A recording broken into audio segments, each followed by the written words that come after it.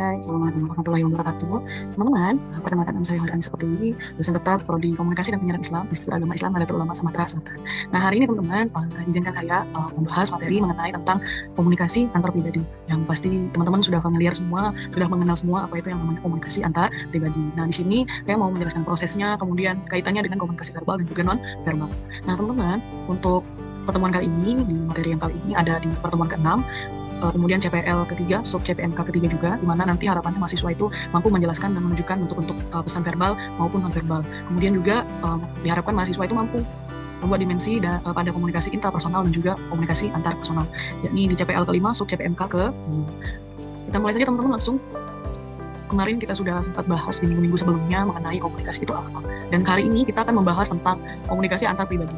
Nah, di sini ada 3 tokoh teman-teman yang saya ambil sebagai sumber rujukan, yang semuanya itu bisa kita ambil kesimpulan bahwa komunikasi antar pribadi ini sendiri itu bisa digunakan pada pertukaran informasi yang dianggap penting dan menjadi keharusan, baik dalam organisasi formal maupun non-formal tanpa dibatasi jabatan, status sosial, stratifikasi. Kemudian ini juga menjadi jembatan untuk menjalin hubungan sosial antar sesama manusia. Nah, kemudian untuk prosesnya sendiri teman-teman sama seperti komunikasi pada umumnya. Yang pertama ada komunikator, yang kedua ada pesan, yang ketiga ada channel atau media yang digunakan, yang keempat ada penerima atau komunikan, yang kelima ada respons, kemudian ada feedback atau umpan balik.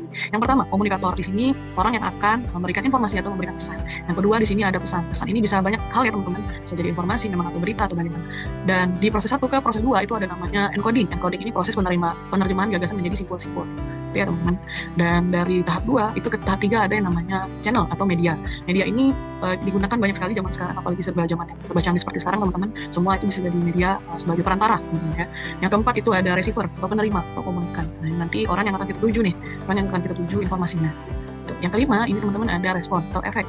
Nah, efek ini sendiri teman-teman banyak sekali dampaknya, dan diharapkan memang efek ini sendiri itu berkenaan dengan tujuan disampaikannya pesan tersebut, ya. Dan di tahap keempat dan kelima ini ada yang namanya proses decoding atau proses penafsiran pesan. Jadi informasi yang disampaikan tadi melalui media kemudian diterima sama si komunikan itu melalui proses penafsiran.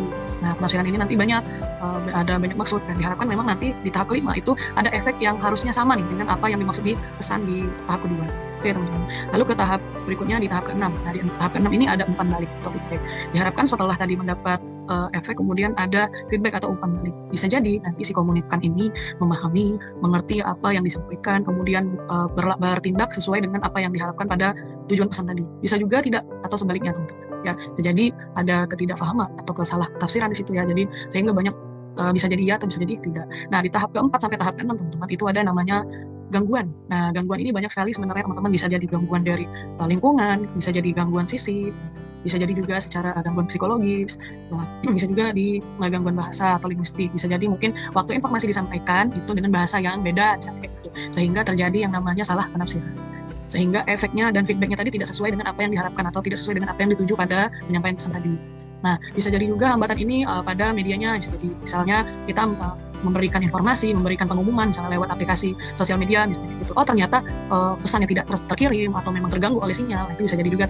Kemudian gangguan psikologis, bisa jadi mungkin saat kita menerima pesan posisi kita sedang emosi atau lagi marah nih, atau lagi terlalu berbahagia sehingga kita memaknai pesannya tadi berbeda. Itu bisa jadi juga. Kemudian ada juga yang namanya gangguan dari ini teman-teman, bahasa tadi sudah, kemudian psikologi sudah, lingkungan. Nah, ini bisa jadi juga teman. Bisa jadi lingkungan saat kita menerima pesan kita berada di lingkungan yang memang tidak sama dengan pesan tadi disampaikan, sehingga memang terjadi miskomunikasi di situ teman. Nah, itu ya. Nah, begitu juga dari tahap 4 ke tahap 6, begitu juga di tahap 1 sampai ke tahap 4. Proses pengiriman pesan dari komunikator kepada komunikan itu juga bisa mengalami gangguan atau hambatan. Hambatannya hampir sama. Yang pasti yang paling sering itu berada di hambatannya di bagian media, yaitu media, bahasa, kemudian lingkungan dan juga psikologis, itu juga hampir sama. Jadi proses komunikasi antar pribadi itu sama pada seperti komunikasi pada umumnya, namun memang komunikasi antar pribadi ini terbatas 2 sampai 3 orang. Ya, begitu. Kita lanjut. Nah, di sini tampil ya teman-teman bentuknya. Nah, di sini teman-teman bisa lihat ada 3 orang yang sedang ngobrol, sedang berbicara. Tampak orang yang berada di sebelah kiri dia merespon dengan cepat apa yang disampaikan oleh orang yang duduk di tengah. Terus orang yang di sebelah kanan itu mendengarkan dan tidak memberi respon yang sedikit berbeda dengan sekarang. Nah, kurang lebih seperti inilah bentuknya teman-teman. Dan ini akan berkaitan dengan komunikasi verbal. Lanjut teman-teman. Nah, komunikasi verbal adalah komunikasi dengan menggunakan simbol-simbol verbal. Nah, simbol verbal ini berupa bahasa yang merupakan pencapaian manusia yang paling impresif dalam berkomunikasi. Sebaliknya, komunikasi verbal ini juga punya keterbatasan, teman-teman. Yang pertama, keterbatasan jumlah kata. Nah, jumlah kata ini sendiri di bahasa Indonesia juga terbatas ya teman-teman, jadi memang harus pandai-pandai kita memilih kalimat, memilih bahasa, dan memilih kata-kata yang tepat agar komunikasi kita tadi bisa disampaikan dengan baik dan juga benar. Kemudian kata-kata yang bersifat ambigu dan kontekstual, persepsi dan interpretasi yang berbeda-beda. Itu tadi teman-teman. Kalau kata tadi terbatas, kemudian akhirnya kita memilih kata-kata yang sifatnya ambigu, nah itu justru akan membiaskan pesan yang akan kita sampaikan. Yang ketiga, kata-kata yang mengandung bias budaya. Nah ini sering sekali ya, karena perbedaan budaya dengan perbedaan kata, sehingga terjadi miskomunikasi. Misalnya contoh, kalau di bahasa orang Minang, awa itu adalah saya, tapi kalau di Palembang, awa itu adalah aku. Nah jadi ini punya huruf yang sama, penyebutan yang sama, tapi maknanya berbeda menurut budaya masing-masing. Gitu ya teman-teman. Kita lanjut teman-teman. Ini bahasan selanjutnya tentang komunikasi nonverbal. Komunikasi nonverbal ini komunikasi yang menggunakan pesan-pesan nonverbal. Nah, istilah ini digunakan untuk melukiskan semua peristiwa komunikasi di luar kata-kata yang terucap dan juga tertulis. Jadi mohon diingat kembali, komunikasi verbal itu bahasa ini bisa terucap dan bisa tertulis teman-teman. Jadi ada yang diucapkan maupun yang dituliskan. Itu komunikasi verbal. Sedangkan komunikasi nonverbal biasanya itu berbentuk gerakan. Nah, menurut Jalaluddin Rahmat, klasifikasi pesan nonverbal itu ada 5 teman-teman. Pertama itu ada pesan facial atau dari gerakan wajah kita. Kemudian yang kedua ada pesan gestural. Bisa jadi sebagian anggota tubuh, misalnya bagian mata, hidung, bibir. Kemudian ada pesan proksemik, yakni melalui jarak dan ruang. Yang keempat ada artifaktual. Ini diungkapkan melalui penampilan tubuh, pakaian dan juga kosmetik yang kita gunakan. Yang terakhir ada pesan paralinguistik. Nah, pengungkapan suara dan gerakan dalam satu waktu. Nah, ini contohnya teman-teman. Pertama ada gerakan wajah. Nah, di slide ini tampak sekali ada yang sedang marah, ada yang senang, ada yang kaget, ada yang kesal, mengejek, kemudian capek. Nah, itu semua bagian dari pesan-pesan facial tanpa kita sadari. Itu ya teman-teman. Yang kedua ada pesan gestural. Tadi gerakan sebagian anggota tubuh. Bisa jadi dari atas kepala sampai ke bagian dada. Gitu. Nah, semua tertampil itu ada yang sedang bingung, misalnya. Terus ada yang sedang mengambil keputusan, ada yang sedang bosan, kemudian ada yang menarik. Nah, merasa tertarik. Nah, itu semua adalah pesan-pesan gestural yang tanpa sadar itu kita pakai ya. Terus ada pesan proksemik melalui jarak dan ruang. Nah, yang C ini seperti kita memanggil abang tukang bakso, bang sini bang sini bang. Nah, itu ada jarak dan juga di dalam satu ada jarak dan juga ada di ruang tertentu. Terus yang berikutnya ada pesan artifaktual, diungkapkan melalui penampilan, pakaian dan kosmetik. Nah, teman-teman bisa lihat dari slide ini ada gambar abang ganteng dan mbak cantik. Abang ganteng ini kenapa kita bisa tahu dia ini adalah seorang travel? Kita lihat dari penampilan, dari kostumnya, dari pakaiannya yang dia pakai, kemudian properti yang dia bawa. Kita bisa lihat ya, yang dia pakai itu baju tentara, kemudian properti yang dia bawa itu memang properti tentara dari tentara di lapangan. Begitu juga dengan mbak cantik ini, kita bisa lihat dia seorang dokter karena dari properti yang dia pakai dan juga rompi yang dia kenakan. Itu ya teman-teman. Jadi kita bisa tahu mereka ini adalah tentara dan juga tenaga medis itu dari penampilan yang mereka, pakaian yang mereka pakai, kostum yang mereka pakai, kemudian properti yang mereka bawa. Itu ya teman-teman.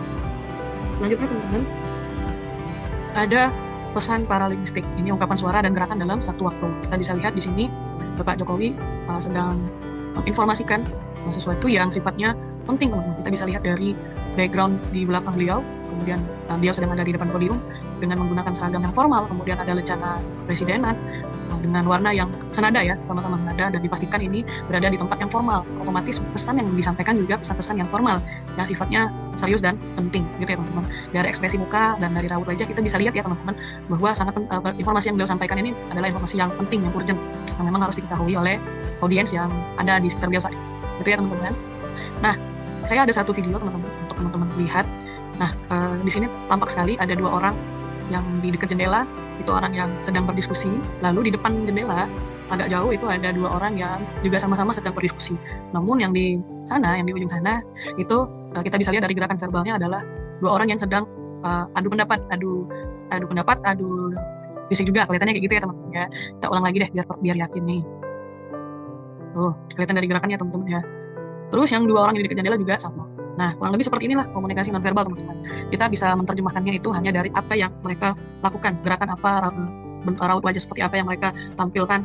Kita tidak bisa mendengar, kalau kita posisinya tidak bisa mendengar, tidak bisa nguping ya teman-teman. Nah, itu berarti kita berada di ranah komunikasi nonverbal. Kita bisa hanya melihat kita bisa mendapat informasi, menerima pesan itu dari gerakan yang mereka lakukan. Terus kita lanjut teman-teman. Nah, fungsi nonverbal itu apa sih sebenarnya? Nah, teman-teman perlu ketahui nonverbal itu banyak sekali fungsinya. Yang pertama, repetisi. Repetisi ini adalah pengulangan. Jadi dengan adanya pesan nonverbal, jadi kita bisa mengulangi pesan yang sudah kita sampaikan melalui verbal sebagai penguat kata-kata verbal kita yang sudah kita ucapkan. Kemudian ada substitusi, yakni mengganti lambang-lambang verbal. Misalnya kita dengan cara mengangguk, menggeleng, kemudian kita memberi kode kayak ish. Nah, itu salah satunya teman, mengganti bahasa verbal kita dengan gerakan-gerakan yang seperti tadi. Yang ketiga, sebagai fungsi kontradiksi, yakni bisa sebagai menolak verbal atau memberi makna lain terhadap pesan verbal. Misalnya kita memuji seseorang, tapi pesan non-verbalnya adalah kita tersenyum sinis. Gitu. Berarti kita sedang sebenarnya tanpa sadar, tanpa itu menolak, gitu, menolak apa yang kita ucapkan. Nah, dengan gerakan atau senyum kita tadi. Kemudian yang keempat itu melengkapi sebagai komplement, melengkapi dan memperkaya makna verbal. Nah, misalnya kita menyampaikan bahwa kita sedang sedih. Nah, maknanya akan lebih banyak ketika memang kita menampilkan raut wajah kita juga sedang bersedih misalnya, atau ditandai dengan mata kita yang sembab seperti itu teman-teman. Jadi memang penting sekali si komunikasi nonverbal ini sebagai komplement atau pelengkap. Yang kelima, aksentuasi, yakni sebagai penegasan pesan verbal atau kata ganti lainnya itu untuk menggarisbawahi pesan verbal yang kita sampaikan. Misalnya kita sedang emosi, sedang marah, kita bisa menempelkan tangan, kemudian tangan kita buat menunjuk, atau tangan kita tadi kita kepalkan lalu kita pukulkan ke meja. Nah, itu sebagai bentuk penegasan apa pesan verbal kita tadi di awalnya. Kurang lebih seperti itu teman-teman. Terus selanjutnya, kenapa pesan verbal nonverbal ini justru sangat signifikan? Nah, teman-teman, yang pertama, pesan verbal ini sangat menentukan makna dalam berkomunikasi antar pribadi. Kemudian kita bisa membaca pikiran seseorang melalui petunjuk nonverbal yang mereka lakukan. Tanpa sadar kita bisa mengetahui lawan bicara kita tadi seperti apa dari gerakan-gerakan nonverbal yang mereka lakukan. Kemudian yang kedua, ada perasaan dan emosi itu bisa lebih cepat disampaikan. Nah, kita bisa lihat nih, misalnya ada kita sedang ngobrol, kemudian lawan bicara kita menguap. Nah, itu tandanya lawan bicara kita mengantuk. Jadi kita bisa cepat nih mengambil tindakan, misalnya kita menghentikan obrolan kita tadi. Bisa jadi karena lawan bicara kita tadi menguap, berarti dia mengantuk. Gitu. Kemudian relatif bebas dari penipuan, distorsi atau gangguan dan kerancuan, jarang dapat diatur oleh komunikator secara sadar. Nah, ini banyak sekali pesan-pesan nonverbal yang bisa kita lihat dari lawan bicara kita tanpa mereka sadari. Misalnya kita melihat ada teman kita yang menggarukkan kepala atau merasa murung. Nah, bisa jadi lawan bicara kita tadi tidak antusias mendengar cerita kita sehingga dia menjadi bosan. Nah, itu bisa terbaca semua dari gerakan-gerakannya. Atau ada lawan bicara kita yang justru matanya berbinar-binar mendengar cerita kita. Nah, berarti bisa dianggap lawan bicara kita tadi itu tertarik dengan apa yang kita sampaikan. Nah, tinggal kita nanti yang akan melanjutkan atau menghentikan proses komunikasinya seperti itu. Kemudian memberi informasi tambahan, memperjelas maksud dan pesan makna. Nah, ini biasanya banyak sekali digunakan oleh para ibu-ibu pada anaknya nih, gitu ya. Misalnya udah memanggil, kemudian memperjelas, memberikan kesan, ayo sini, ayo nak kita makan dulu, dengan ekspresi, dengan gerakan yang memang menunjukkan bahwa memang ibu ini mau menyuapi anaknya makan, gitu. Misalnya ya teman-teman. Kemudian selanjutnya cara komunikasi yang lebih efisien dibanding dengan komunikasi verbal. Betul sekali teman-teman. Nah, ini pasti teman-teman punya alasan tersendiri kenapa lebih sering pakai non-verbal dibanding verbal, karena itu tadi teman-teman, lebih efisien, lebih cepat dipahami. Misalnya kita mau marah dengan orang, baru orang diam, Bapak Ibu tolong diam karena bla bla bla, sepertinya agak repot ya. Tapi kalau kita dengan memberi kode seperti ini, orang akan mengetahui, oh berarti jangan ribut, gitu ya teman-teman. Terus yang terakhir, sebagai sarana sugesti yang paling tepat, menyarankan sesuatu secara implisit atau tersirat. Nah, ini biasanya kalau kita lagi berada di tempat yang tidak familiar, terus kita bingung gitu. Nah, biasanya nanti banyak orang-orang yang membantu. Karena apa? Karena mereka terbaca dari gerakan kita, dari raut wajah kita, kalau kita sendiri. Makanya ada orang yang mau membantu itu karena mereka ada pesan tersirat dari kita. Itu ya teman-teman. Terus sampai sini mungkin cukup untuk materinya teman-teman, dan sebelum kita menutup kelas, saya mau adakan kuis dulu teman-teman. Nah, ini kuis sekaligus resume ya teman-teman di pertemuan ke-6. Untuk yang bisa jawab nanti boleh jawab di boleh jawab di kolom komen di bawah ya. Yang pertama, apa itu komunikasi antar pribadi? Tadi udah dibahas loh di pertemuan awal. Nah, yakni proses pertukaran ide, informasi, gagasan, perasaan antara dua orang atau lebih. Komunikasi ini biasanya dilakukan di ruangan di tatap muka ya. Nah, kemudian apa itu komunikasi verbal? Tadi sempat juga sudah dibahas. Komunikasi verbal adalah komunikasi musimal verbal, merupakan bahasa nih, pencapaian manusia yang paling impresif dalam berkomunikasi. Kemudian caranya bisa melalui berbicara, menulis, kemudian melalui lewat media interaktif teman-teman. Terus komunikasi nonverbal itu apa? Barusan aja dibahas. Komunikasi nonverbal adalah komunikasi dengan menggunakan pesan-pesan nonverbal. Istilah ini digunakan untuk melukiskan semua peristiwa komunikasi di luar kata-kata yang terucap dan di luar kata-kata yang tertulis. Caranya bisa dari gerakan wajah, gerakan tubuh, pesan proksemik, arti faktual, dan paralinguistik. Gitu teman-teman. Oke, mungkin kita cukupkan dulu untuk kuis dan resumenya, dan berakhir juga materi kita hari ini teman-teman. Sebelum ditutup, saya ada pantun teman-teman. Pergi memancing ke kolam surya, Nela dipancing di hari senja. Salam undur diri dari saya, dihaturkan untuk rekan-rekan semua. Terima kasih teman-teman, rekan-rekan semua. Sampai jumpa di pertemuan berikutnya. Semoga materi ini bermanfaat, bisa menjadi tempat sharing, tempat tukar pikiran kita bersama. Kalau memang ada yang perlu didiskusikan lagi, boleh dong komen di bawah. Terima kasih, saya tutup. Mohon maaf kalau ada salah kata atau salah perbuatan pada urusan apapun. Saya akhiri. Wabillahi taufiq wal hidayah. Wassalamualaikum warahmatullahi wabarakatuh. Jangan lupa komentarnya di bawah ya teman-teman. Terima kasih. Dadah.